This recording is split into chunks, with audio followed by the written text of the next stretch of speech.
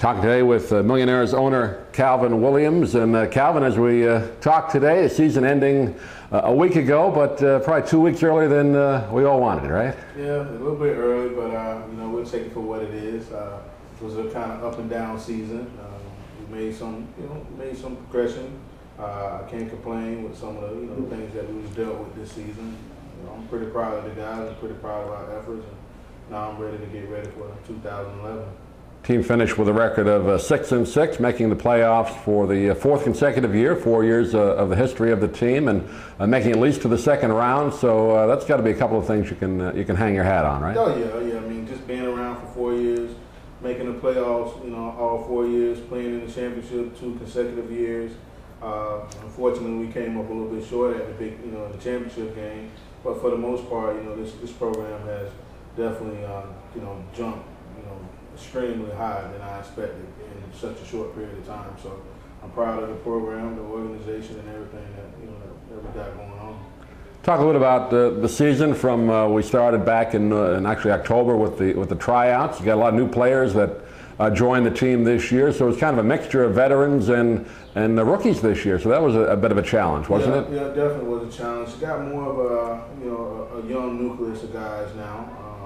The veterans, the core players are still, big contributors to the, football. Mike Peterson, Mo Harris, Kareem Smith, Gus Blank, Bruce Singleton, Andre Lewis. Those guys are basically the foundation of the program, and the new guys that came in just added, just more arsenal to our nucleus. Millionaires got off to kind of a slow start this year. The offense struggled a bit, but got it going at the end of the year, as the Millionaires usually have in the past. So as the season went on, you could see improvement, right? Oh yeah, definitely started to see improvement, more so with the offensive line. The offensive line was one of our weak points this year. But for the most part, a lot of guys that was down there, it was the first time or being away from football for quite a while, actually being the first time actually being down there. So for what it's worth, finishing 6-6 with a weak line, we'll take it. And we just know that, recruiting this offseason is going to be vital, and getting big guys down there to kind of protect, Mike and the other guys. What would you say the biggest win is of the year? I guess the most exciting was the one up in St. Pete, probably. Yeah, the one. Was that the biggest one you think this year? I think the one in St. Pete was definitely one of the biggest wins for us this year. Our backs was against the wall with some of the things that happened with the suspension and all that stuff, and being short, players and coming out, just being resilient and playing good Millionaire football and pulling out a tough win. I think that was definitely the best game for us this year. Then the win over Muck City, which gave the Millionaires a home playoff game, that was another big one. And then, of course, the playoff victory over East Coast, a team that the Millionaires played back in November in the Turkey Bowl. So that was a big win as well. Yeah, that was a big win as well. Just to be able to have a playoff game at home and come away with a win, that's always big. Unfortunately, in the divisional round, we kind of, got a little bit sidetracked and didn't pull out the necessary win. But we'll take it for what it is. We lost to a very quality team in the Miami Bulls, a team that we haven't defeated yet. So, like I said, we'll take it, and we'll just strive to do better next year. That's a goal for next year, to get Miami. Yeah, get Miami, exactly. Well, now we're in the off-season, Calvin, and we're in your new Millionaire headquarters right now as we tape this. Let's talk about some of the plans for the off-season. I know there's a lot of exciting things going on. Talk a little bit about what you want to do. Well, basically in the off-season, we just more so want to just kind of, submit different grants, get, heavily involved with the community, start recruiting early. So we got this off season right here is probably the most anticipated off season that I've been acquainted with since the team's been around. When the season's over, I normally take a little bit of time off and kind of exhale a little bit. But this off season is like, this is the time to turn into another, switch into another gear. Basida and myself, we adamant about making this brand grow and making it stronger.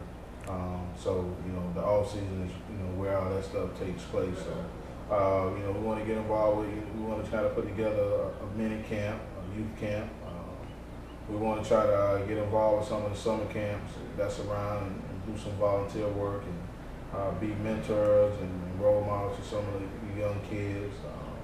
So a lot of stuff that we got on the table. We got a very vital piece to the puzzle back in the mix, and Coach Mackler. Mm-hmm. So that's a blessing, and yourself and all the things that you do to help the program, and I know that you're gonna continue to help during the off season to make things grow. And I'm just excited, man. I'm ready to get to work.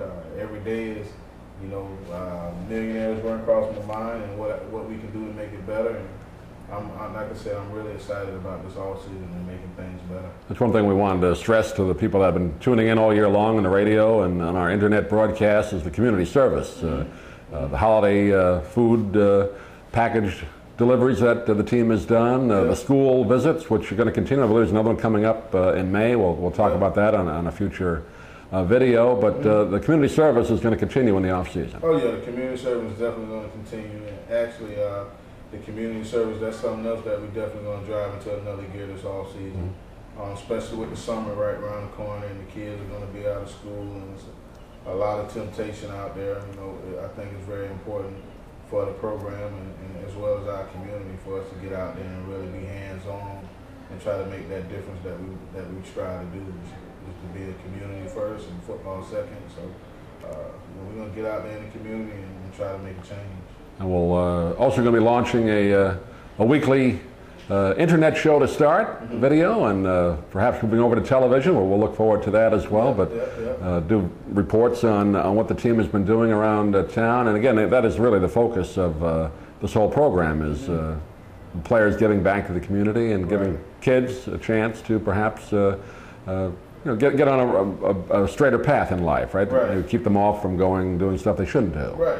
And that's the mission, with the team, headquarters being in a community that's, it's a beautiful community, by the way, but somewhat that has a little bit more distractions going around. I just think it's, like I said, it's important, not only for the program, but for our community to continue to be a shining light, for the community. And that's what it's all about, Doug. When we first started this team, that was the mission. Community first. Give back to this community, because without the community, none of this won't exist. We need people out of the community, people from surrounding cities and counties to kind of other teams to kind of mimic what we're doing and just make the game of minor league football better as a whole. Because minor league football, has its flaws, and my mission is just basically to try to do the best that I can in my immediate area, and hopefully it can be contagious and minor league football and making this thing more community oriented. It should be a goal for all the owners that's affiliated with amateur minor league football. Calvin Williams, congratulations on another outstanding season, and we look forward to talking to you again real soon. Thanks for being with us today. Thank you, Dale. Appreciate it.